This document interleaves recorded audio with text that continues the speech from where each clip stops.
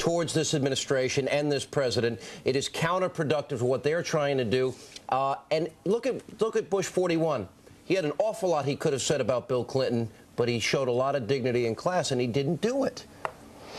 Well, that's just a reality. And look, we are at a time when the American people are about to send their young men and women into conflict, and I think that it deserves an open and honest debate. Mm-hmm. But I think as responsibilities of a former president of the United States are to recognize that the American people have given that responsibility over to your successor. Let me also applaud you. You have been very articulate in laying out the case. You're a powerful ally. I want you to know. It's only when I disagree with you on McCain-Feingold that we have issues. But I'm kidding. But, you know, you have been really outspoken, and you've laid out a very firm case, and I give you a lot of credit, about what we need to do and why we need to do it as it relates to Iraq and North Korea and some other issues around the globe. What do you think of this new resolution? The United States and Great Britain is going back to the UN again, and now they decided they're not even going to put a timetable in here. I am concerned that it is only going to embolden and empower Saddam Hussein and allow him to get his troops to dig in, so they're going to hurt our troops. I think this may be a very big mistake.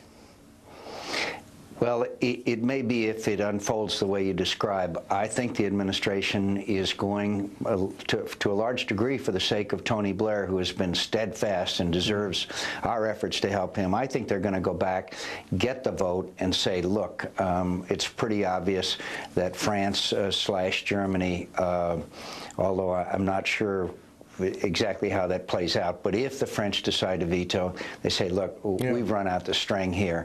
And I think we're doing that to try to help Tony Blair, whose popular support, as you know, has eroded dramatically. And I'll tell you, I didn't always agree with Mr. Blair in some things he did, but I think he's almost Churchillian at this particular time in history. I think he absolutely is, and we can only hope that he doesn't politically suffer Churchill's fate either at the end of the day.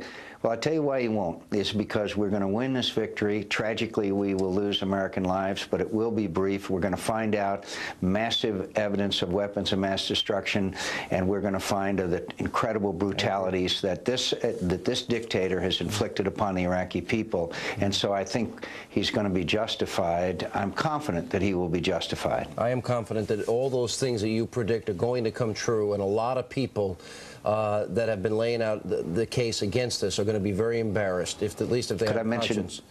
Could I mention one other effect? It's going to send a message throughout the Middle East that democracy can take hold in the Middle East, and that is going to send a message to friends and foes alike, whether they be Syria or Saudi Arabia. Yeah, you've also, in the last couple of days, you've been very outspoken against France and Germany, and you're not shy. We love that about you, Senator.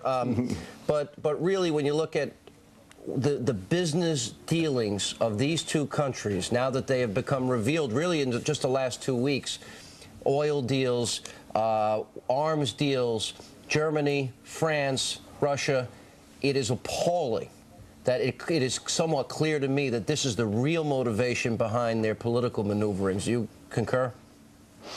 Yeah, except that I would differentiate some between France and Germany.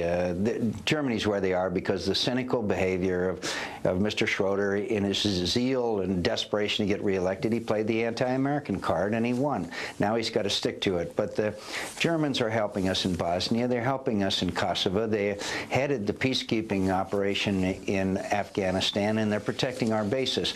I think once this is over that we will have at least largely a restoration with the Germans.